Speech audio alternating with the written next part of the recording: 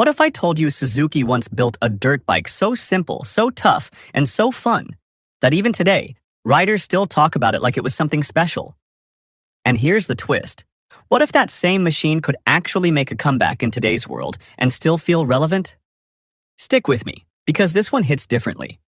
Welcome back to Acer Rider, and today we're diving into the legendary Suzuki PE175.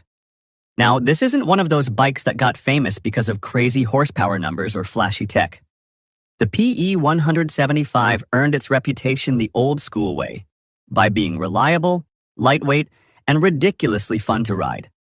Back in the late 70s and early 80s, Suzuki built the PE series specifically for enduro riding, and the 175 quickly became one of the most loved models in that lineup.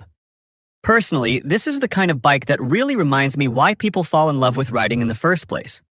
Not because it's the fastest thing out there, but because it gives you that raw, connected feeling. If you've ever ridden a lightweight two-stroke, or even just imagined it, you know exactly what I'm talking about. There's something honest about it. No filters, no electronics, just you and the machine. At its core, the PE175 was built with a simple idea. Take motocross DNA, tone it down just enough, and make it usable for real-world riding. And that's exactly what Suzuki did. The bike was based on their RM motocross machines, but tuned for smoother power delivery and better control in off-road conditions. The design was pure function over form, but somehow that made it look even cooler. You had that bright Suzuki yellow paint, a slim fuel tank, a long flat seat, and a high front fender that instantly told you this bike meant business. There was nothing unnecessary on it. No extra panels, no fancy styling, just a clean, purposeful machine built to handle dirt, mud, and everything in between. And honestly, I feel like this is where modern bikes sometimes miss the point. Today, everything is bigger, heavier, and packed with features.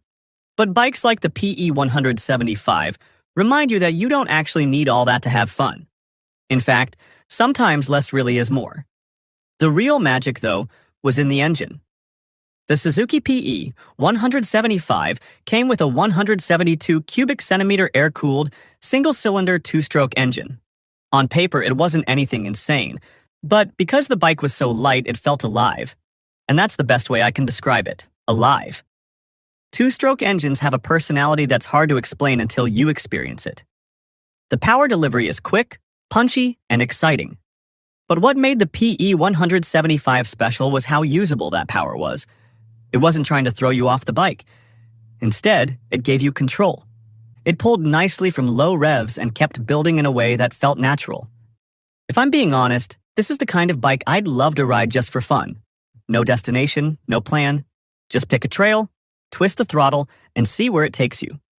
That's something we don't talk about enough these days.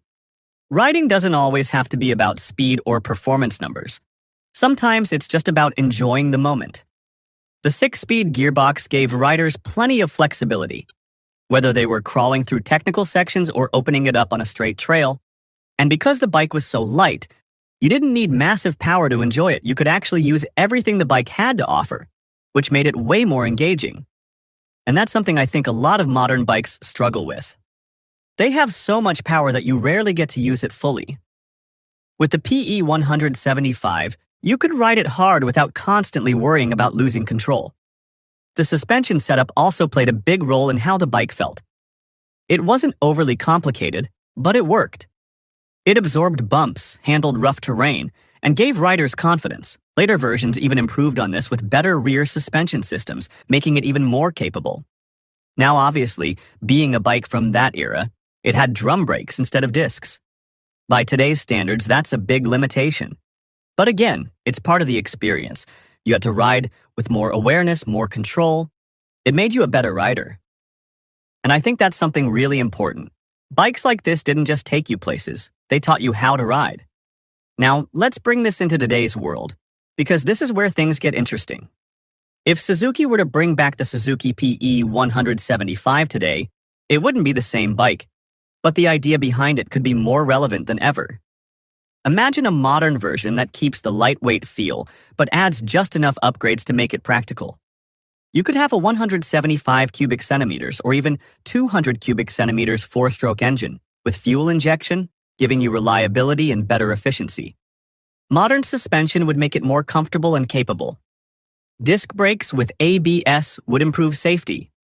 LED lighting would bring it up to current standards.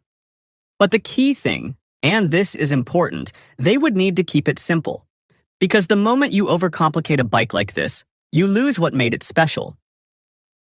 And this is where I think Suzuki has a real opportunity. There's a growing number of riders who are tired of heavy, complicated machines. People want something they can just jump on and ride without overthinking it. A modern PE175 could be perfect for beginners because it would be easy to handle and not intimidating. At the same time, experienced riders would love it as a fun, lightweight second bike, something you ride just because you feel like it. Even for daily use, it could make sense. Light, efficient, easy to maneuver in traffic, it checks a lot of boxes. But more than anything, it would bring back a feeling. That simple, carefree riding experience that made so many people fall in love with motorcycles in the first place. And honestly, that's something I personally think the industry needs more of right now. Now, here's the twist I mentioned at the beginning. What if Suzuki doesn't just bring back the PE175 as a single model, but uses it as inspiration for a whole new lineup of lightweight, affordable off-road and dual-purpose bikes? Because when you look at the market, there's a gap. A real gap. Not everyone wants a big adventure bike or a high-performance machine. There's space for something simple, fun, and accessible. And Suzuki already has the history to back it up. If they do this right, the Suzuki PE175 wouldn't just be a nostalgic comeback. It could actually redefine what entry-level and mid-range bikes feel like in the modern world. So the real question is, would you ride something like this? A lightweight, no-nonsense bike that focuses purely on fun? Because I'll be honest, I would. No hesitation. If this kind of content connects with you, make sure you hit that like button, drop your thoughts in the comments, and subscribe to Acer Rider. We've got a lot more coming, and trust me, you don't want to miss what's next. And before we wrap this up, quick disclaimer. This concept of a modern Suzuki PE175 is based on historical models, current market trends, and creative interpretation. It is not an official announcement or confirmed release by Suzuki. This is an AI-assisted concept created for discussion and entertainment purposes. But honestly, it's something we'd all love to see become real someday.